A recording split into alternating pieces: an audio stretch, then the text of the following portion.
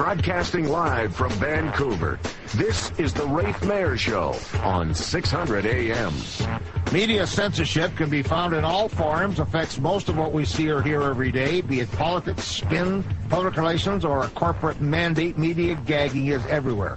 Harold Berndt is the Western Canada rep for the Disclosure Project. He says the ABC network knowingly misinformed the public about UFO research by keeping significant evidence off the air during a broadcast. His website, incidentally, is www.disclosureproject.org. Harold, we're short of time. Welcome to the show. What's this all about? Hi, Ray. Thanks for having me today. Well, I don't know, perhaps maybe I should give you a bit of a background on the Disclosure Project, firstly, which began in the early 90s when an emergency room doctor, believe it or not, began the monumental effort of identifying and locating various government, military, and Air Force personnel, including senior FCC people, astronauts, and various other black op agents, all of whom were ready, willing, and able to openly testify before Congress about what they know regarding the UFO, ET, extraterrestrial phenomena. But the underlying mission was also to identify technologies which we either already have or have back-engineered from ETVs, which incidentally is extraterrestrial vehicles, which were literally stumbled across to various crash and recovery sites, the most famous being Roswell in 1947. Today there are more than 400 of these highly credible people. And you have to realize these are not blacked-out voice-synthesized deep-throat types. These are people that are all identified. They're ready and willing to openly testify before Congress. And that's what we're shooting for. All right.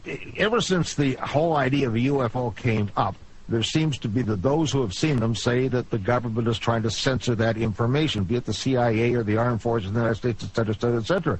What's in it for the United States to censor something if those things are actually factual?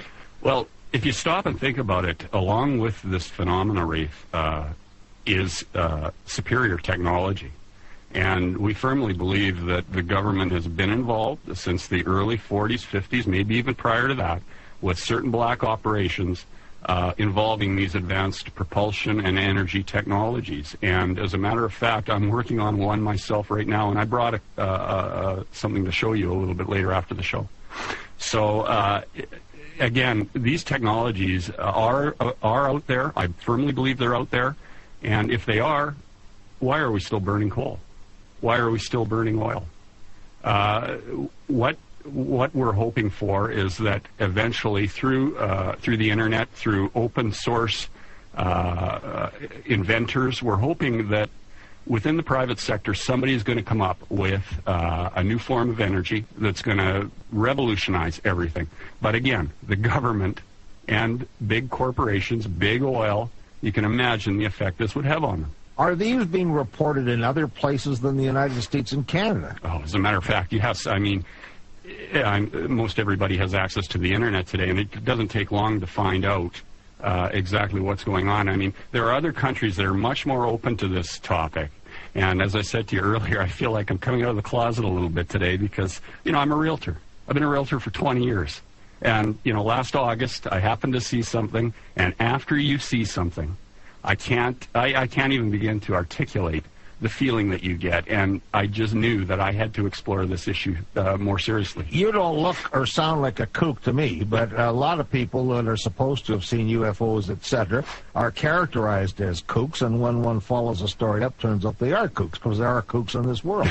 How do I know that you're not a kook in disguise? Well, you don't, you know, and I just hope that you take me at face value, and I hope the people, your listeners, listen to what I have to say, and take it from there. All right, the doctor you talked about, I presume, is Dr. Stephen Greer. Dr. Stephen Greer. And he was putting together a special for Peter Jennings. What happened to that? Well, actually, Jennings Productions and their producers contacted the Disclosure Project months in advance of the special, long before taping, and Dr. Greer spent countless hours with them, and he made available to them all the videotape testimony, some physical evidence, everything that's available through the Disclosure Project, and it's all viewable by your listeners on air if they visit www.disclosureproject.com or .org, I'm sorry, and just have a look at it. Do your own due diligence. Have a look. Now, this is what Dr. Greer wanted Jennings to.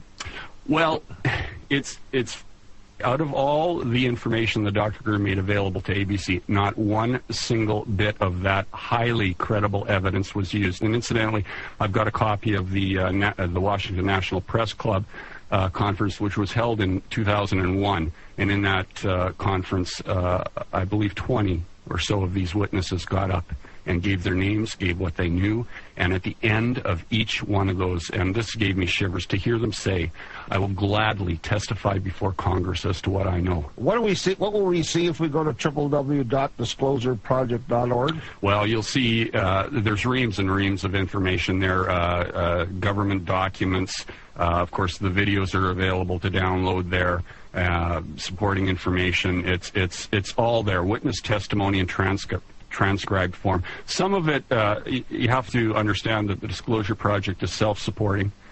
We don't have any big corporations funding us, and we do seek donations. And so some of the information is like the full hour, I believe, some you would have to pay for. There's a small price to get that, but you can view the first 15 minutes for free. Jennings did put together something, did put it on air, but you were dissatisfied. The special ran at the end of February, Seeing is Believing, and it was a very slickly done disinformation piece.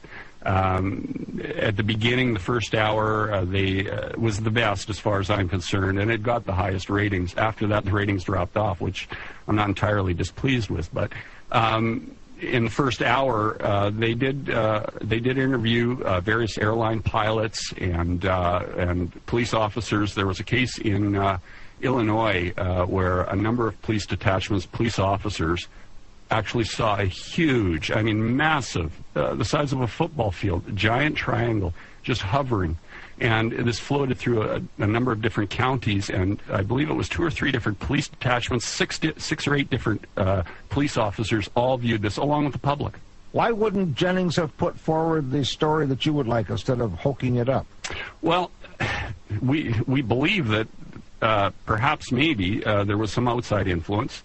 Whether or not there was an outside influence which sanitized that program and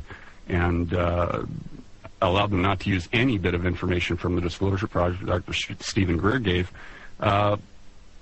we really don't know. But we have addressed it. We have placed a call to action. I've registered my complaint with the FCC, and I just received an email from our offices in Washington, and I'll just quote here this short sentence. ABC is getting bombarded now with a lot of complaints. They could have a lawsuit against them, and they have to take it seriously. And as a matter of fact, Dr. Greer is speaking with a large law firm in New York right now, and they're looking for other attorneys to work on this pro bono. Got about a minute to go. Let me ask you this. Ever since the Police Gazette started to come up with Hitler is alive and well in Argentina, people have been talking about government cover-ups of these things.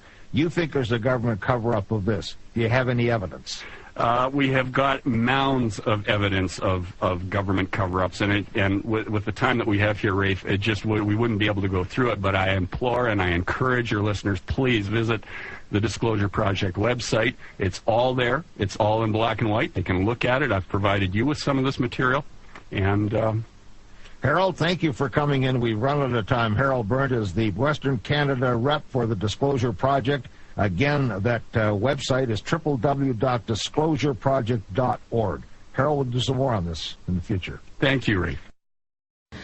And I will testify before the Congress under oath about everything I have said and more.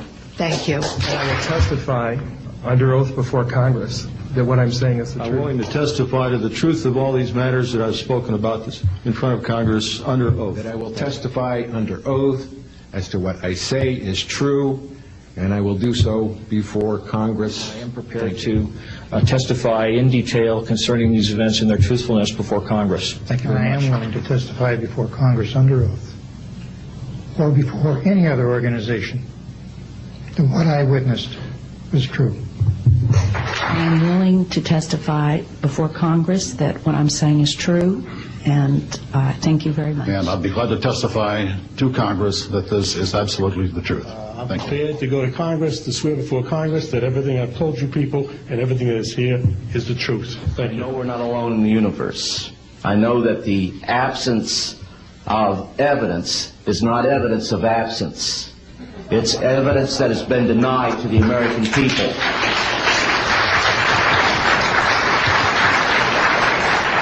I stand before you today in my almighty God, and I tell you this. If Congress calls me in and says, will you testify in detail what you know, I stand here today prepared and ready to do just that. Governments must never lie to the people.